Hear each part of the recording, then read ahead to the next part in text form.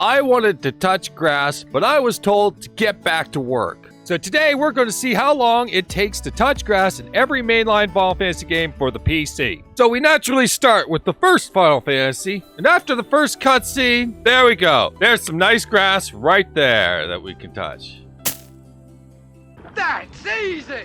Okay, sure, that was easy enough. But how about Final Fantasy 2, where we are in for the fight of our lives to touch grass?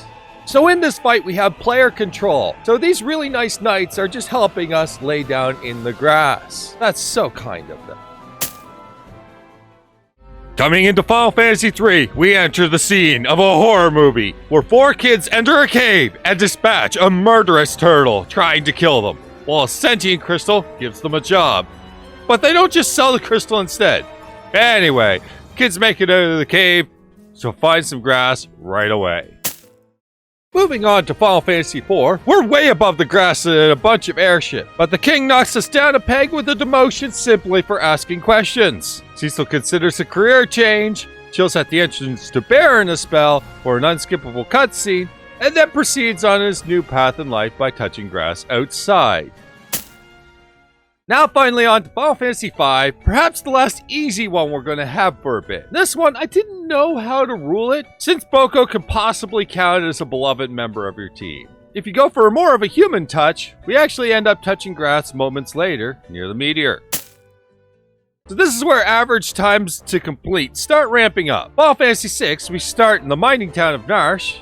Into the mines we go, fight Ymir, who I totally didn't pass out in my chair against while I was sick with the cold that day, and totally not leaving only one party member alive in my sick addled state, and totally not attacking the shell. Anyways, the battle ends flawlessly and we pass out. Oh yeah, the characters too, ending up in Arvis's house, only to run back into the mines and passing out again. Characters too. Locke comes hunting for some grass and mistakes Terra's hair for some and comes to her rescue accidentally. Muggle's also interested in touching grass show up, as well as the entire Narsh Zoo. To conclude this meeting of mayhem, we take out the boss, save Terra, bringing her out of the mines so she can finally touch grass.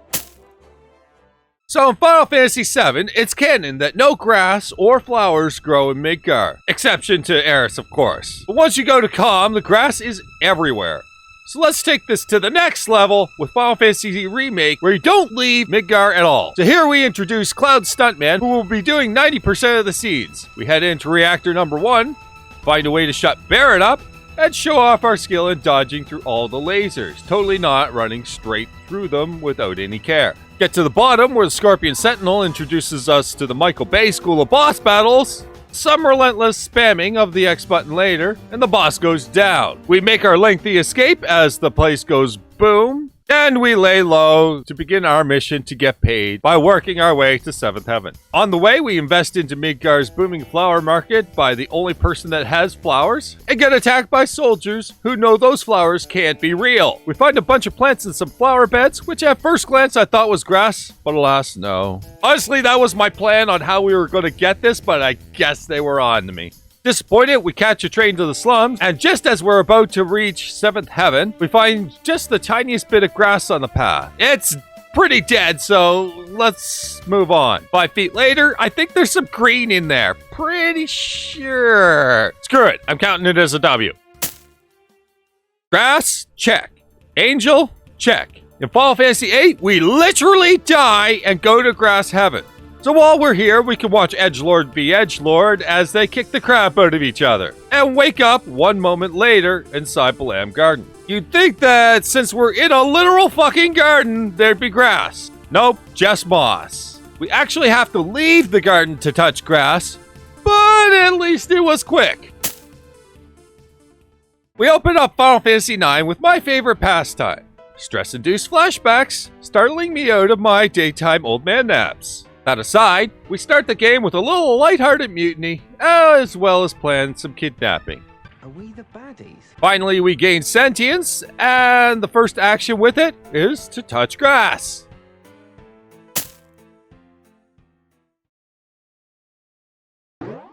In Final Fantasy X, we meet up with a man who likes playing with his balls in front of tons of people, while other people who like to touch balls in front of other people try to take his balls away from him. Wow, that took a turn fast.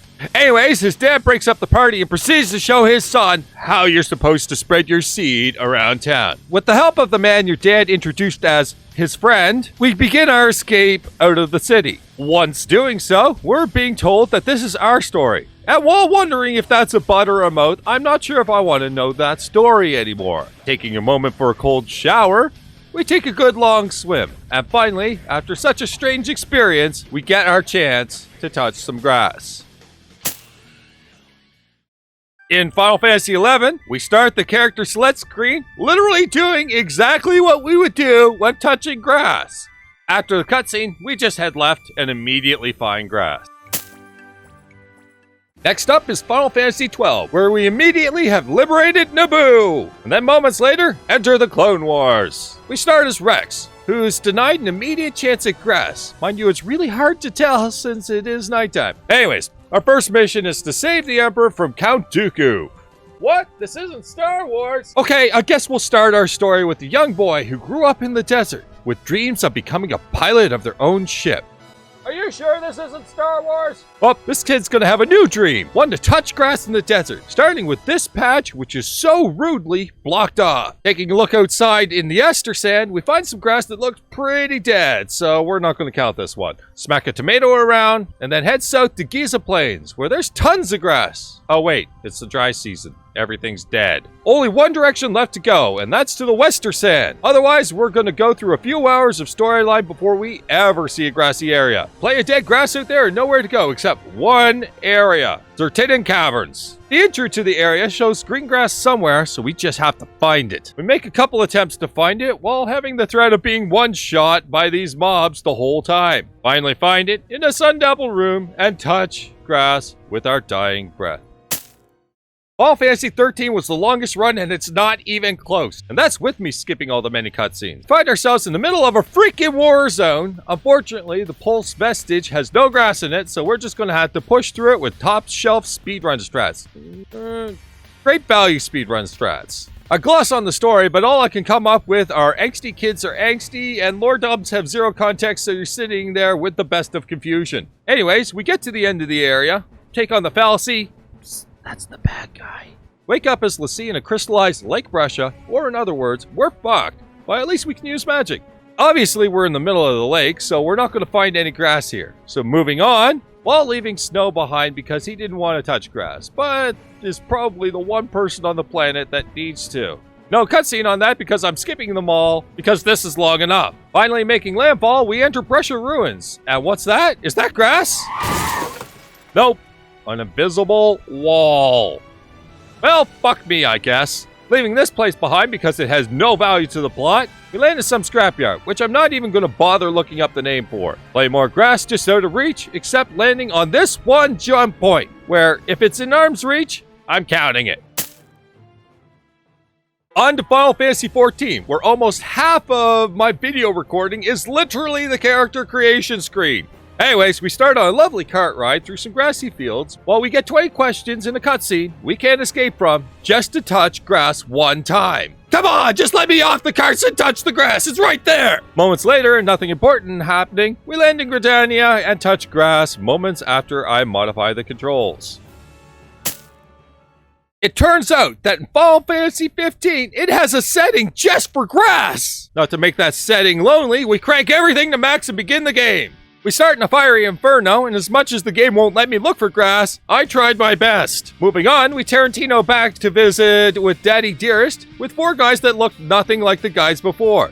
Thanks, localization! Next scene, we're pushing a car for some reason, when there's a perfectly fine, ultra-realistic grass just 10 feet away. Priorities aside, we dump the car in the shop and jump into the grass at single-digit frames per second.